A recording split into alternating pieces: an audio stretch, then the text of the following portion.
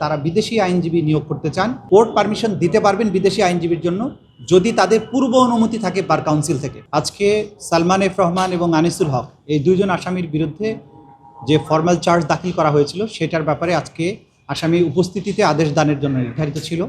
আজকে আসামিদেরকে উপস্থিত করা হয়েছিল, আদেশ দেওয়া হয়েছে যে 17ই ডিসেম্বর তাদের বিরুদ্ধে অভিযোগ গঠনের শুনানিটা শুরু হবে।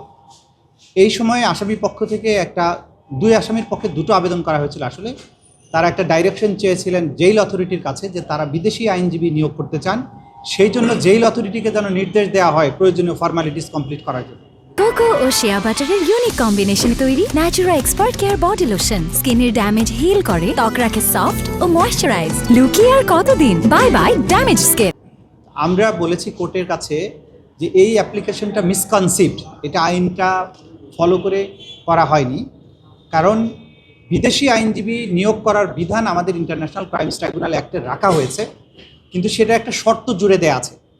সেটা বলা হয়েছে যে বাংলাদেশের আইনজীবীদের প্র্যাকটিস করা রিলেটেড যে আইনটা, Bangladesh bar council and legal practitioners order 1972, সেই আইনে যেসব বাধা নিষেধ আছে সেগুলো সত্ত্বেও বার কাউন্সিলের কাছে যদি ওনারা আবেদন করেন, তাহলে বার কাউন্সিল কোনো বিদেশি আইনজীবী নিয়োগের ব্যাপারে যদি অনুমতি দেয়, পূর্ব অনুমতি আইনে বলা হয়েছে যে পূর্ব অনুমতি যদি তারা পায়, তাহলে ট্রাইব্যুনাল সেই বিদেশি আইনজীবীকে এখানকার আসামিদের পক্ষে প্রতিনিধিত্ব করার জন্য পারমিশন দিতে পারবে না, এটা বলা আছে।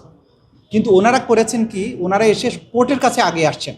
তা আমরা যেটা সাবমিশন রেখেছি যে আইনের যে বিধান, আইনের বিধানকে বাইরে যাওয়ার সুযোগ নেই।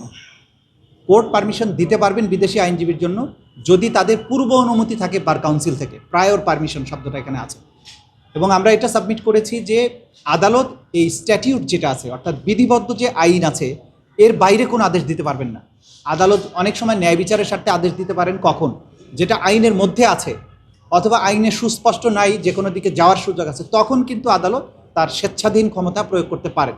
কিন্তু যেখানে স্ট্যাটিউট সুনির্দিষ্টভাবে বলে দেয় যে এই কাজটা করা যাবে না বা এটার সাথে এই শর্ত যুক্ত আছে, তখন আদালত পারমিশনটা দিতে পারেন। তো আদালত এটা শুনেছে, দুই পক্ষকে শুনে পরবর্তীতে এটা আদেশ দেবেন বলেছেন। একটা আদেশ তারা চেম্বারে হয়তো দিবেন, যেটা তাদের কাছে গ্রহণযোগ্য মনে হবে, নিশ্চয়ই সেটা তারা করবেন না। এটাই ছিল মূল কথাটা। আর একটা জিনিস যেটা হয়েছে, আমরা বলার চেষ্টা করেছি যে ওনারা অ্যাডজর্নমেন্ট চাচ্ছিলেন, বেশি করে সময় চাচ্ছিলেন। আমাদের আইনের সেকশন 13 খুব স্পষ্ট করে বলা আছে যে এই মামলার কোনো অ্যাডজর্নমেন্ট থাকবে না, তার মানে প্রতিদিন নিয়মিত চলবে। সেক্ষেত্রেও তো ওনাদেরকে 17 তারিখ হলে প্রায় এক সপ্তাহের সময় দেওয়া হয়েছে। একটা জিনিস আমরা মেসেজটা ক্লিয়ার করতে চাই যে এটা একটা বিশেষায়িত আদালত, এইখানে বিদেশি আইনজীবী আনার সুযোগ আছে, আইনের নির্দিষ্ট কাঠামো বা নির্দিষ্ট পরিক্রমা অতিক্রম করে তাকে আসতে হবে। কিন্তু এটা মনে রাখতে হবে যে এটা বিশেষ পারপাজে, অর্থাৎ ক্রাইমস অ্যাগেনস্ট হিউম্যানিটির মতো একটা অতি গুরুতর অভিযোগের বিচারের জন্য। সুতরাং এটার প্রসিজিওরটা সাধারণ আদালতের চেয়ে ভিন্ন। এই কারণে এখানে আইনে বিশেষ বিধান যুক্ত করা হয়েছে যে কোনো অ্যাডজর্নমেন্ট ছাড়া এটা চলবে। তবে যুক্তিসঙ্গত যতটুকু সময় দরকার সেটা দেওয়া হবে, সেটা দেওয়া হচ্ছে এখানে।